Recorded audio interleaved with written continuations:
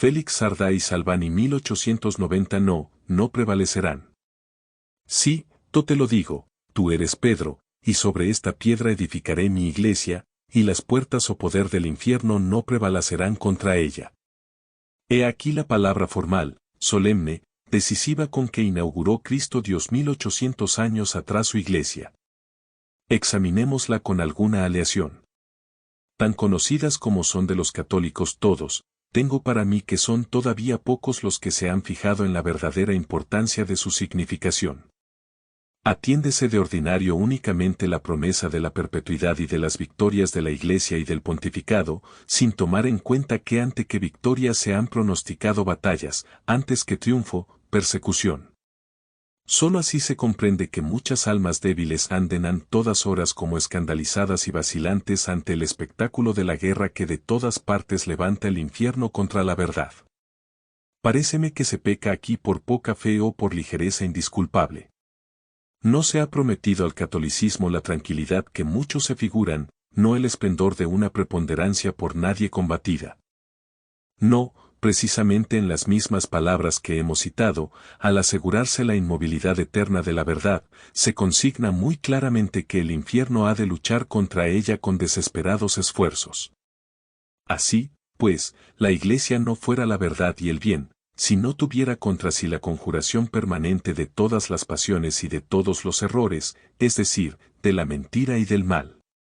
La historia de las luchas de la verdad ofrece siempre una observación que los hechos contemporáneos han acabado de poner de relieve. Notadlo. La revolución es enemiga de todo culto religioso. Es atea en el sentido más exacto de la palabra. Ante su filosofía son igualmente absurdos el culto verdadero de Jesucristo y el falso de Mahoma, el Evangelio rectamente interpretado según la Iglesia, o el Evangelio según los caprichos del libre examen. A todos hace gala de escupir con igual desprecio. Sin embargo, todo el mundo puede observar que su conducta es muy otra. Hace gala de despreciar a todos los cultos, pero no persigue sino al católico. Ni una palabra de ira que deshonre a los ministros protestantes y en estas obras y peroratas en que rebosa la ferocidad contra el sacerdote de la Iglesia romana. De suerte que los que en teoría son enemigos jurados de toda religión positiva, en la práctica no son enemigos más que del catolicismo. Cuando los horribles sucesos de la Comune, una dama protestante se manifestaba triste de que ninguno de los pastores de su secta hubiese merecido ser víctima de la fiereza de los demagogos. Ah. ¿Sabéis qué es esto? Es el signo de la verdad manifestado por el privilegio de la persecución. Cuando se dice en alta voz, guerra a toda religión positiva, se repite en voz baja, guerra solo hay catolicismo, porque esta es la única religión positiva. Cuando se declama contra la influencia religiosa, no se alarmen los protestantes, los mahometanos y los budistas, los declamadores saben de sobra que no hay otra influencia religiosa más que la influencia católica. Hasta el lema feroz de guerra a Dios, que con escándalo del mismo infierno ha resonado alguna vez en nuestra patria, entendedlo bien, incautos, no costará ni un minuto de zozobra a los que no adoren a Dios en el seno de la comunión católica, apostólica, romana. Solo nosotros somos los comprendidos en este satánico ultraje, porque la impiedad sabe muy bien que solo guerreando contra Cristo y su Iglesia se guerrea contra Dios. Por esto caen nuestros templos y no los de nuestros enemigos, por esto son inmolados nuestros sacerdotes y no los discípulos de Lutero, por esto es objeto de saña universal el papado y no lo es el jefe de la comunión rusa o anglicana, a pesar de que pretenden tener análoga autoridad espiritual. En nosotros reconocen Satanás y la revolución a su eterno enemigo, en los demás, llámense como se llamen, no ven más que objetos de desprecio, o a lo más aliados dignos de alguna consideración por los servicios que pueden prestarles contra el verdadero enemigo común y formal, que somos nosotros. Repitámoslo otra vez. El odio de los perversos y de los corrompidos en nadie se ceba sino en nosotros, el diablo, que es malvado, pero que no es necio, sabe bien cuáles son sus enemigos de burlas y cuáles sus enemigos de veras. Por esto sus secuaces nos tratan como se traía a los enemigos formales, con persecución verdaderamente formal. Ah. cómo ensanchan el corazón y lo levantan estas consideraciones. La sociedad pagana todo lo toleraba en su seno, dioses absurdos, emperadores monstruos, poderosos envilecidos, ricos opresores, masas abyectas y desgraciadas. En medio de aquel vasto lodazal solo una cosa ofendía a sus ojos, solo un poder no tenía derecho a ser tolerado, era el poder de la verdad. Por esto Nerón era adorado como semidios en el Capitolio, y Pedro era ajusticiado como criminal en la cárcel mamertina. Hoy, con estar tan distantes de aquellos tiempos, los nuestros empiezan a presentar no obstante con ellos espantosas analogías. El mundo actual es indulgente, tolerante con todo error, profesa el principio de que han de ser respetados todos los derechos hasta el derecho al mal. Y el derecho al mal obtiene en efecto ese horrible respeto.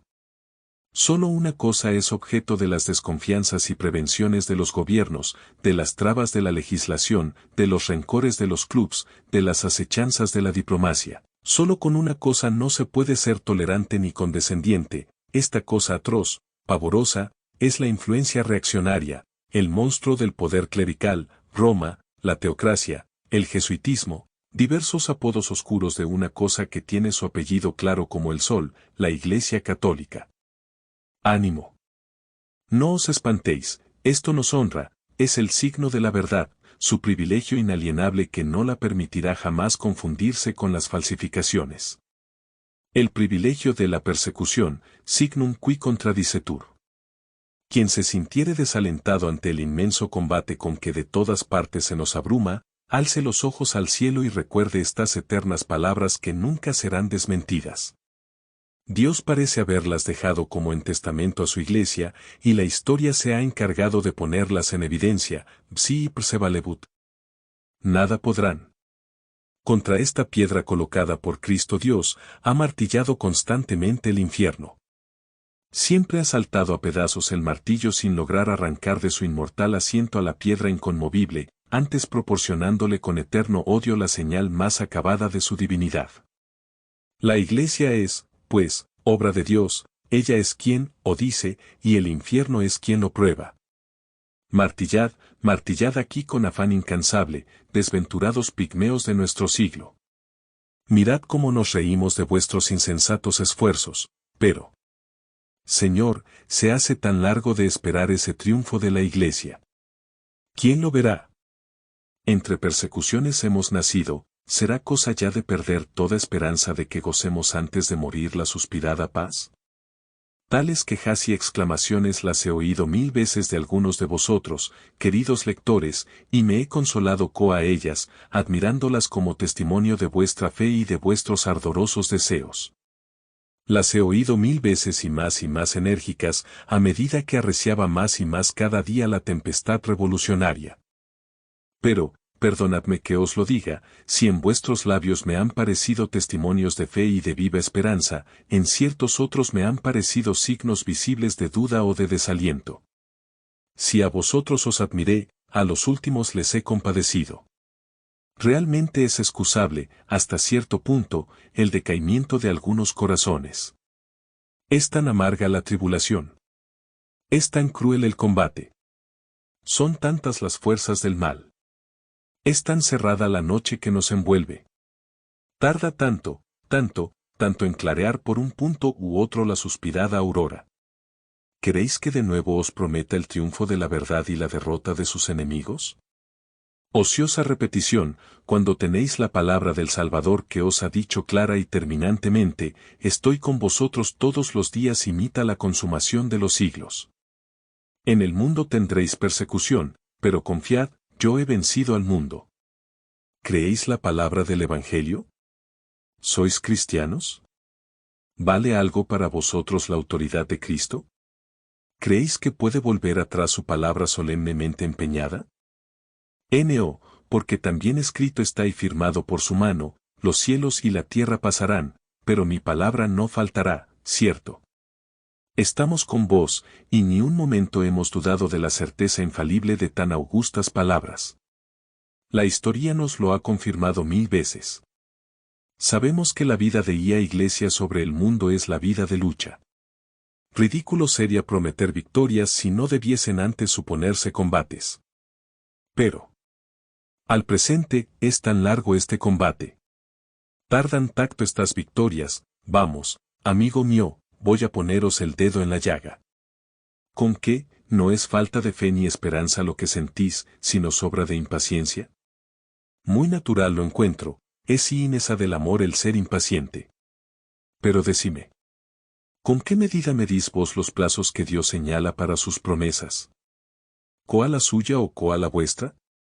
¿A qué llamáis daración y a qué tardanza? Me explicaré. Se os hace tardío el triunfo de la Iglesia hoy combatida, ¿por qué? Porque medís la duración de sus combates por la duración de vuestra propia existencia. Un siglo de tribulación para la Iglesia os parece interminable a vos, que no podéis prometeros 20 años de vida. Pero considerad que no habéis de reducir a este punto de vista estrecho y mezquino la gran cuestión de que se trata. Recordad que la existencia prometida a la Iglesia se compone de largos siglos, como la vuestra de breves años, y que 100 años de lucha para ella ocuparán apenas un capítulo de su gloriosa historia. Recordad que 1800 años antes de aparecer vos sobre este teatro de sus combates había ella rendido ya a millares los enemigos, y que aún mucho tiempo después de que hayáis desaparecido vos, sin que nadie note vuestra ausencia, seguirá ella combatiendo y venciendo a nuevos adversarios. Reflexionad que la historia del mundo tiene ya muchas páginas escritas, sin las que quedan aún en blanco, y que en las innumerables páginas de este libro, vuestra existencia a duras penas llenará una línea, y seréis tan vanidoso que queráis que dentro de esta línea vuestra quepa el inmenso drama que Dios ha destinado para llenar todos los tiempos. Parad mientes en lo que sois, ave de paso que no hace más que cruzar rápidamente el aire sin dejar huella en él, y presumiréis de abarcar durante los momentos de vuestro vuelo fugaz los destinos de la obra de Dios, que no ha de desaparecer sino con el mundo y para sobrevivirle en el cielo. Si comparáis con vuestra marcha, que es la de un torbellino precipitado, el paso majestuoso de la Iglesia, concibo que lo encontréis tardío. Comparad esta tardanza con la inmovilidad y fijeza de la eternidad de Dios, y os parecerá cune vuela. ¿Sabéis por qué es paciente Dios? Porque es eterno. ¿Sabéis por qué sois vos impaciente? Porque sois fugaz. Nunca se le hace tarde a Él, que es dueño del tesoro de los siglos. Todo se os hace lento a vos, pobre criatura que no podéis contar con 5 minutos seguros. Aplicad estas reflexiones, cuánto tarda el triunfo de la Iglesia. 10, 12, 20 años a lo estamos esperando, y nunca. Dios se ha dormido. ¿Ware dormís, domine? Otro año tal vez. Infeliz. Es la eternidad de Dios, es la perpetuidad de su Iglesia quien ha de amoldarse a vuestras pequeñas ojeadas y vuestros cortos plazos, o sois vos quien debierais engrandeceros, alentaros, extendiendo vuestras esperanzas por toda la anchura del horizonte que aquellos eternos objetos os ofrecen? Si dispusiese Dios que 3 o 4 generaciones de perseguidores sucediesen todavía a los actuales y azotasen todos con su látigo el rostro amado de nuestra Madre inmortal, ¿qué sería todo esto para los grandiosos destinos de ella? Viviríais vos y tras vos 4 generaciones de hijos vuestros, devorando el ultraje de vuestra fe y luchando con sus enemigos, y moriríais después, llorando por no haber podido ver la victoria. Pero no por esto dejaría de seguir adelante la Iglesia con igual seguridad de conseguirla. Escuchadme por última vez. La Iglesia atravesó a su entrada en el mundo un periodo de sangre que fue como el primer ensayo del infierno contra ella. Este periodo, a la distancia desde que lo miramos los cristianos de hoy, no nos parece más que un breve prólogo de cuánto debía suceder después. ¿Y sabéis cuánto duró este prólogo sangriento que nos parece tan breve? 300 años día por día. ¿Y os parece largo el conflicto en que ha puesto a la Iglesia la moderna impiedad?